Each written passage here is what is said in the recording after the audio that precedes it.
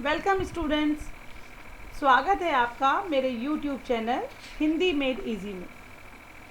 और आज हम बाल रम कथा पूरक पाठ्य पुस्तक के अंतर्गत करने जा रहे हैं पार्ट 2, जंगल और जनकपुर। राजमहल से निकलकर महर्षि विश्वामित्र सरयू नदी की ओर बढ़े। दोनों राजकुमार साथ थे। उन्हें नदी पार करनी थी आश्रम पहुंचने के लिए। तो आपको मालूम है ना कि हमने पिछले अध्याय में अवधपुरी में राम, इस अध्याय में जाना था कि श्री राम और लक्ष्मण के साथ विश्वामित्र जो है वो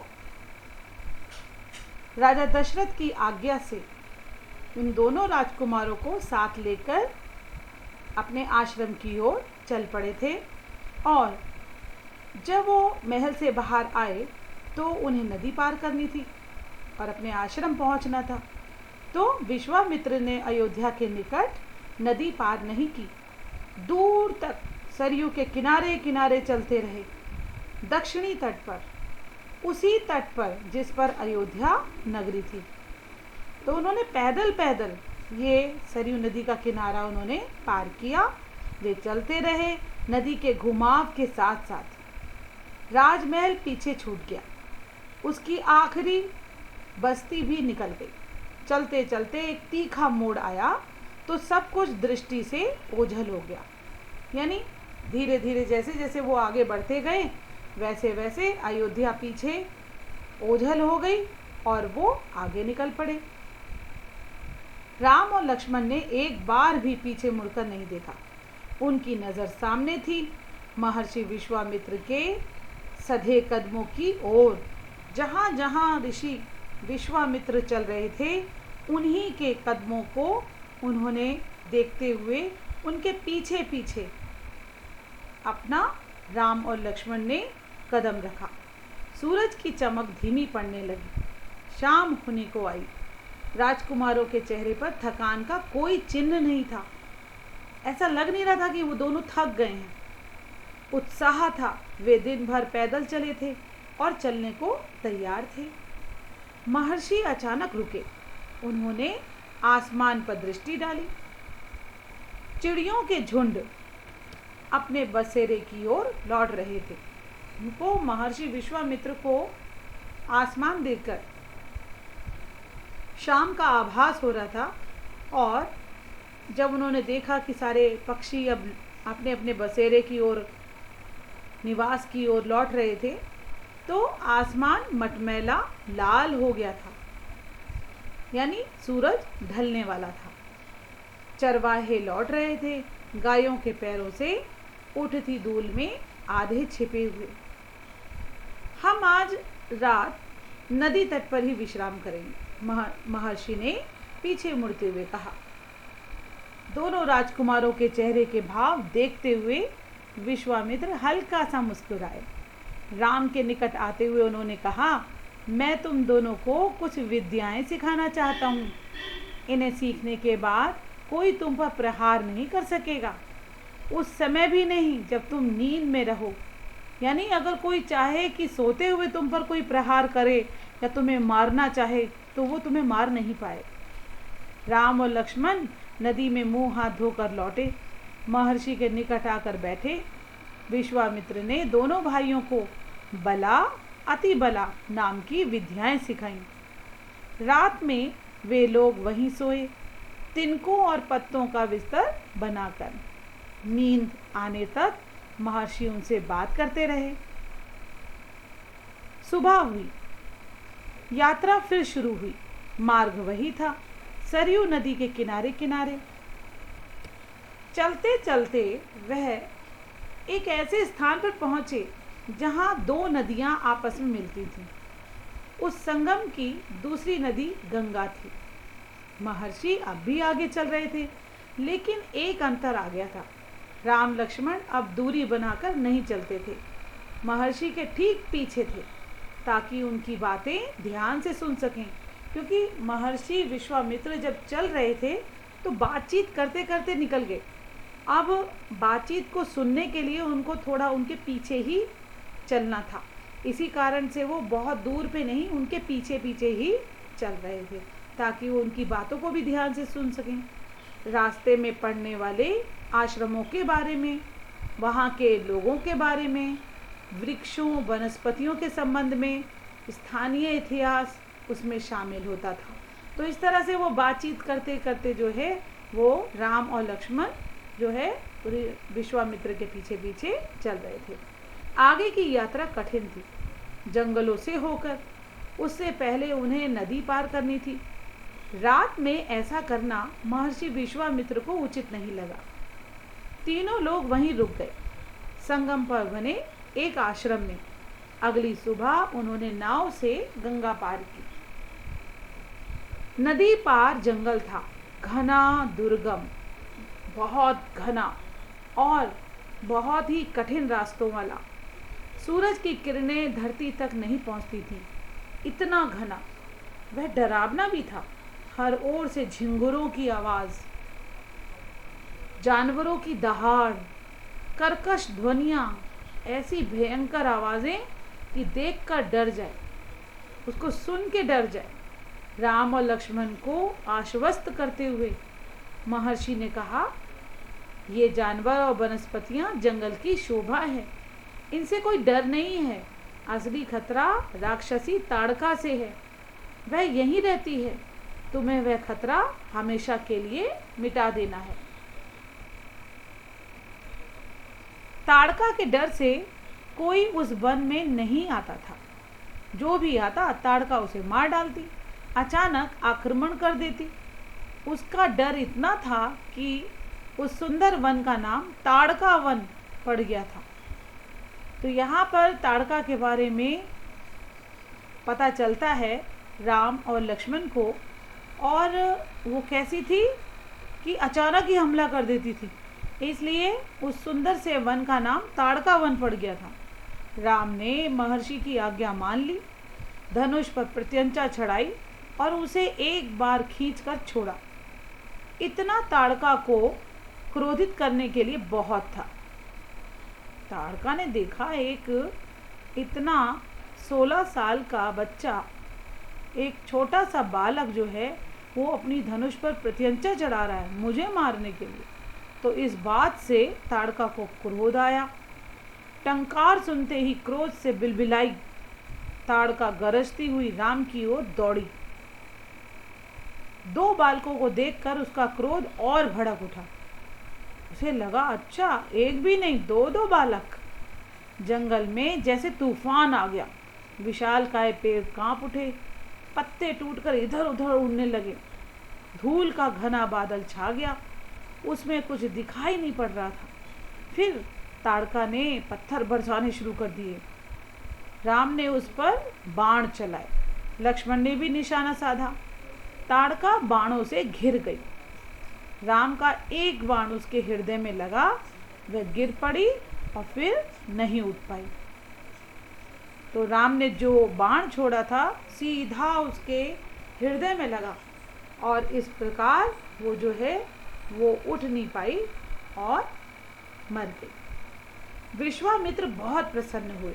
उन्होंने राम को गले लगा लिया। उन्होंने दोनों राजकुमारों को 100 तरह के नए अस्त्र शस्त्र दिए, उनका प्रयोग करने की विधि बताई, उनका महत्व समझाया। महर्षि का आश्रम वहां से अधिक दूर नहीं था, लेकिन तब तक रात हो चली थी। विश्वामित्र ने वह दूरी अगले दिन तय करने का निर्णय लिया। ताड़का मर चुकी थी, उसका भय नहीं था।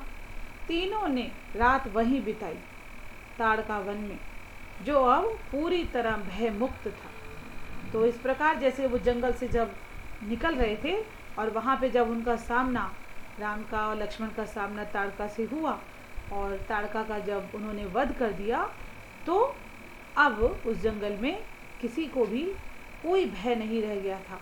तो एक तरीके से वो जो जंगल था वो भय मुक्त हो गया। सुबह जंगल बदला हुआ था। अब वह ताड़का वन नहीं था, क्योंकि ताड़का नहीं थी। भयानक आवाज़ें गायब हो चुकी थीं। पत्तों से गुजरती हवा थी, उसकी सरसराहट का संगीत था, चिड़ियों की चहचहाहट थी, शांति थी, तस्वीर बदल गई थी।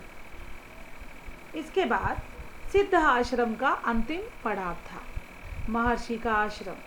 रास्ता छोटा भी था, मनोहारी भी। प्राकृतिक सौंदर्य का आनंद लेते तीनों लोग जल्दी ही आश्रम पहुंच गए।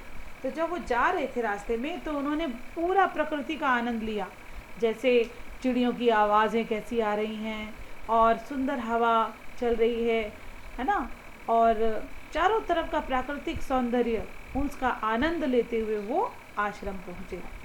आश्रम वासियों ने उनकी आगवानी की, यानी उनका स्वागत किया, अभिनंदन किया। उनकी प्रसन्नता दुगनी हो गई थी। महर्षि विश्वामित्र के आश्रम लौटने की खुशी, एक तो उनको ये था कि हमारे महर्षि विश्वामित्र जो है आश्रम में लौटे हैं, दूसरा राम लक्ष्मण के आगमन का सुख, उन्होंने देखा राम और लक्ष्मण भी आए हैं साथ में, तो ये दोहरी खुशी जो है उनको हुई। विश्वामित्र यज्ञ की तैयारियों में लग गए। अनुष्ठान प्रारंभ हुआ। आश्रम की रक्षा की जिम्मेदारी राम लक्ष्मण को सौंपकर महर्षि आश्वस्त थे, यानी अब महर्षि को कोई चिंता नहीं थी। उन्होंने जो है आश्रम में पहुंचकर राम और लक्ष्मण को जिम्मेदारी दे दी। अनुष्ठान अपने अंतिम चरण में था, पूरा होने वाला था कुछ ही दिनों में। 5 दिन तक सब ठीक ठाक चलता रहा, शांति से, निर्विघ्न, बिना किसी बाधा के। लगता था कि राजकुमारों की उपस्थिति ने ही राक्षसों को भगा दिया है। कोई राक्षस आया ही नहीं किसी तरह का विघ्न डालने। राम और लक्ष्मण ने यज्ञ पूरा होने तक ना सोने का निर्णय लिया था। उन्होंने रात दिन जागते हुए ये सब किया।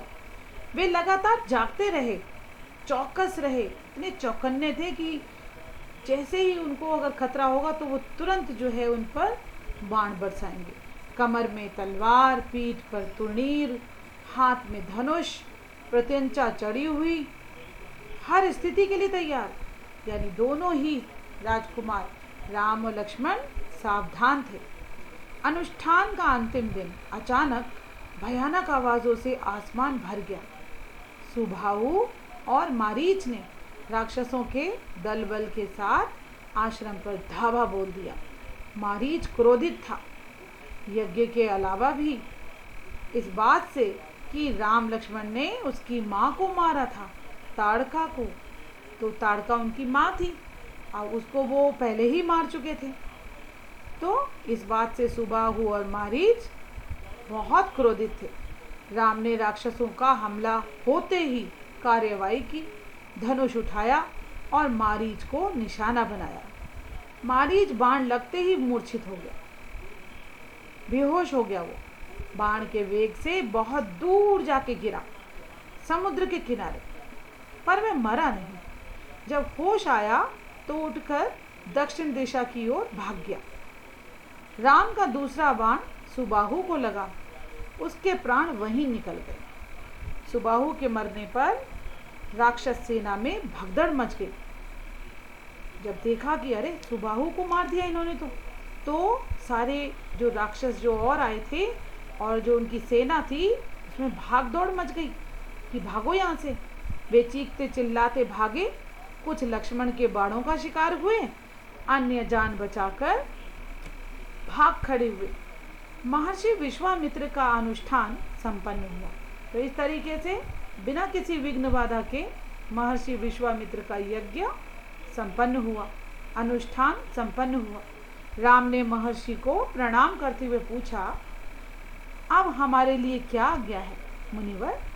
महर्षि ने राम को गले लगाया, कहा, हम लोग यहाँ से मिथिला जाएंगे, महाराज जनक के यहाँ, विदेहराज के दरबार में। मैं चाहता हूँ कि तुम दोनों मेरे साथ चलो, उनके आयोजन में हिस्सा लेने। महाराज के पास एक अद्भुत शिव धनुष है, तुम भी उसे देखो। तो उन्होंने, विश्वामित्र ने राम लक्ष्मण को कहा कि चलो, आपको घर तो जाना ही है, उससे पहले हम जो है आपको मिथिला ले चलते हैं। और वहाँ महाराजा जनक के यहाँ उन्होंने एक आयोजन रखा है, और उस आयोजन का जो एक अद्भुत जो देखने योग्य वस्तु है वो है शिव धनुष। तो तुम भी उसे देख लो, चलो। राम और लक्ष्मण अगली यात्रा को लेकर उत्साहित थे, उनको भी बहुत आनंद आया। उन्होंने कहा ठीक है, नए स्थान देखने और जानने का अवसर। उन्होंने सोचा चलो हम भी देखते हैं। सोन नदी पार कर विश्वामित्र मिथिला की सीमा के पास पहुंचे। अपने शिष्यों और राजकुमारों के साथ वे गौतम ऋषि के आश्रम से होते हुए नगर में पहुंचे। राजा जनक ने महल से बाहर आकर विश्वामित्र का स्वागत किया। तभी उनकी दृष्टि राजकुमारों पर पड़ी। राजा जनक ने देखा राम और लक्ष्मण को। विदेहराज चकित रह गए, वे स्वयं को रोक नहीं पाए। महर्षि से पूछा, ये सुंदर राजकुमार कौन है? मैं इनके आकर्षण से खिंचता जा रहा हूँ, पता नहीं क्यों। इनकी सुंदरता मैं जब देख रहा हूँ तो देखता ही जा रहा हूँ। ये राम और लक्ष्मण हैं, महाराज दशरथ के पुत्र। मैं इन्हें अपने साथ लाया हूँ आपका अद्भुत धनुष दिखाने। ऐसा विश्वामित्र ने उन्हें बताया कि ये जो है दशरथ के बेटे हैं, और मैं तो आपका यहाँ पर जो अद्भुत धनुष है ना, शिव धनुष, उसे दिखाने के लिए यहाँ पर लाया। विदेहराज ने महर्षि, उनके शिष्यों और राजकुमारों के ठहरने की व्यवस्था की एक सुंदर उद्यान में, यानी बगीचे में। अगले दिन सभी आमंत्रित लोग, ऋषि, मुनि और राजकुमार यज्ञशाला में उपस्थित हुए। वहाँ महर्षि ने फिर धनुष का उल्लेख किया। महाराज जनक ने अपने अनुचरों को आज्ञा दी, जो उनके सेवक थे, दास थे, उनको आज्ञा दी शिव धनुष को यज्ञशाला में लाया जाए। शिव धनुष सचमुच विशाल था, लोहे की पेटी में रखा हुआ था। पेटी में पहिए लगे हुए थे, 8 पहिए। उसे उठाना लगभग असंभव था। पहियों के सहारे खिसकाकर उसे एक से दूसरी जगह ले जाया जाता था। अनुचर मुश्किल से उसे खींचते हुए यज्ञशाला में ले आए। बहुत मुश्किल आई, बहुत भारी था। और जो सेवक थे उनको जो है, जब वो उन्हें खींचते हुए लाए यज्ञशाला में, धनुष देखते ही विदेहराज एक पल के लिए उदास हो गए। उन्होंने कहा, मुनिवर, मैंने प्रतिज्ञा की है अपनी पुत्री सीता के विवाह के संबंध में। जो यह धनुष उठाकर उस पर प्रत्यंचा चढ़ा देगा, यानी डोरी को चढ़ा देगा, उसी के साथ सीता का विवाह। अनेक राजकुमारों ने प्रयास किया और लज्जित हुए। अब जो वो धनुष था उसे उठाने के लिए बहुत राजकुमारों ने प्रयास किए। उठाना तो दूर, वे उसे हिला तक नहीं सके। प्रत्यंचा क्या चढ़ाते, यानी डोरी चढ़ाने की तो बात बहुत दूर की थी। विदेहराज का संकेत समझकर महर्षि विश्वामित्र ने राम से कहा, उठो वत्स, यह धनुष देखो। राम ने सिर झुकाकर गुरु की आज्ञा स्वीकार की। आगे बढ़े, पेटी का ढक्कन खोल दिया। राम ने पहले धनुष देखा, फिर महर्षि को। गुरु का संकेत मिलने पर राम ने वह विशाल धनुष सहज ही उठा लिया। यज्ञशाला में उपस्थित सभी लोग हतप्रभ थे, यानी सब हैरान हो गए कि अरे, इन्होंने ये कैसे उठा लिया, जिसे खींचते हुए इतने सारे अनुचर लाए थे, वो अकेले ही इन्होंने उठा लिया। इसकी प्रत्यंचा चढ़ा दूं मुनिवर? राम ने पूछा। तो उन्होंने फिर से गुरु की आज्ञा ली कि मुनिवर, क्या मैं इस पे डोरी चढ़ा दूं? उन्होंने कहा, अवश्य, यदि ऐसा कर सकते हो। विदेहराज चकित थे। राम ने आसानी से धनुष झुकाया, ऊपर से दबाकर प्रत्यंचा खींची। दबाव से धनुष बीच से टूट गया, उसके 2 टुकड़े हो गए। बच्चों के खिलौने की तरह यज्ञशाला में सन्नाटा छा गया। सब चुप थे, एक दूसरे की ओर देख रहे थे। सभी इस अद्भुत दृश्य को देखकर हैरान थे कि ये सब क्या हो रहा है। कैसे इस धनुष को उठा लिया, फिर उस पर प्रत्यंचा चढ़ाई, उसके बाद ये धनुष टूट भी गया। ये तो ऐसा लग रहा है जैसे कोई खिलौना उठाया हो उन्होंने। सभागार की चुप्पी महाराज जनक ने तोड़ी। उनकी खुशी का ठिकाना ना था। आज तो जनक खुशी से फूले नहीं समा रहे थे कि आज उनकी जो प्रतिज्ञा थी वो पूरी हुई, उन्हें सीता के लिए योग्य वर मिल गया, उनकी प्रतिज्ञा पूरी हुई। जनकराज ने कहा, मुनिवर, आपकी अनुमति हो तो मैं महाराज दशरथ के पास संदेश भेजूं, बारात लेकर आने का निमंत्रण। यह शुभ संदेश उन्हें शीघ्र भेजना चाहिए। तो राजा जनक ने जो है वो सभी उपस्थित जो मान्यगण थे, मुनिवर थे, उन सब से अनुमति ली कि महाराज दशरथ के पास संदेश भेज देता हूँ, जिससे कि वो अब बारात लेकर आए। उन्हें हम अपना निमंत्रण भेज देते हैं और ये शुभ संदेश भी देते हैं कि क्या कार्य राम ने किया है। महर्षि की अनुमति से दूत अयोध्या भेजे गए, सबसे तेज चलने वाले रथों से। इस बीच जनकपुर में धूम मच गई।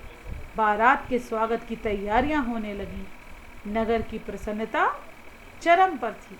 तो जैसे ही वहाँ दूत रवाना हो गए अयोध्या पहुँचने के लिए, इधर जनकपुर में तो धूम मच गई और बारात के स्वागत की अनेक तैयारियां होने लगीं और नगर तो पूरा प्रसन्नता से चूर हो गया था, प्रसन्नता से भर गया था। महाराज जनक का संदेश मिलते ही अयोध्या में भी खुशी छा गई।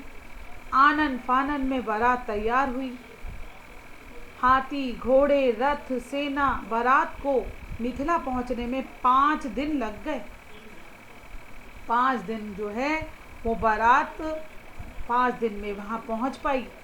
जनकपुरी जगमगा रही थी। हर मार्ग पर तोरण द्वार, हर जगह फूलों की चादर, एक एक कोना सुवासित, सुगंधित, चारों तरफ खुशबू। हर घर के प्रवेश द्वार पर बंधन बार, सारे प्रवेश द्वार सजे हुए थे। एक एक घर से मंगल गीत, चारों तरफ ऐसा लग रहा था मंगल गीत गूंज रहे हैं।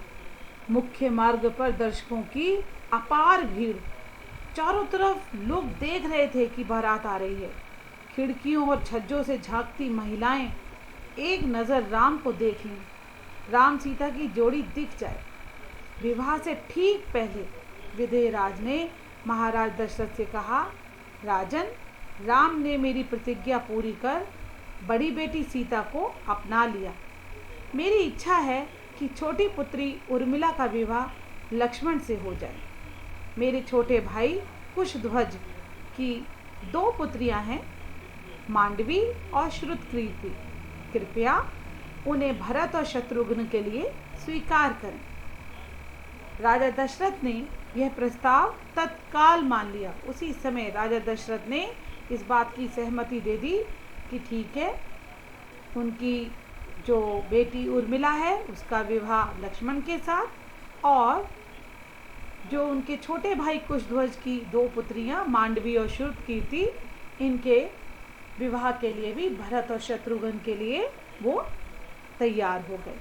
विवाह के बाद बारात कुछ दिन जनकपुरी में ही रुकी। बाराती बहुओं को लेकर अयोध्या लौटे तो रानियों ने पुत्र वधुओं की आरती उतारी। स्त्रियों ने फूल बरसाए, शंख ध्वनि से गलियां गूंज उठी। यह आनंदोत्सव लगातार कई दिनों तक चलता रहा। तो इस तरह चारों पुत्र अपनी बहुओं के साथ अयोध्या आए और रानियों ने उनको खूब स्वागत किया और उनका जो है आदर सत्कार जो हो सकता है, बहुओं का स्वागत हुआ, शंख ध्वनि बजी, सारी गली में आनंद का उत्सव कितने दिन तक चलता रहा। तो इस प्रकार आपने जाना इस पाठ में कि कैसे पहले राम और लक्ष्मण जंगल पहुँचे और महर्षि विश्वामित्र के साथ आश्रम पहुंचकर और वहाँ पर उनके अनुष्ठान को पूर्ण करवाया और मार्ग में उन्होंने ताड़का का वध किया। इसके अलावा कैसे जो है वो जनकपुरी जाकर उन्होंने जो है सीता स्वयंवर किया और फिर महाराज दशरथ की चारों बहुएं अपने अयोध्या में आकर जो है वो उन्होंने अपना अयोध्या की जो है वो रौनक बढ़ाई।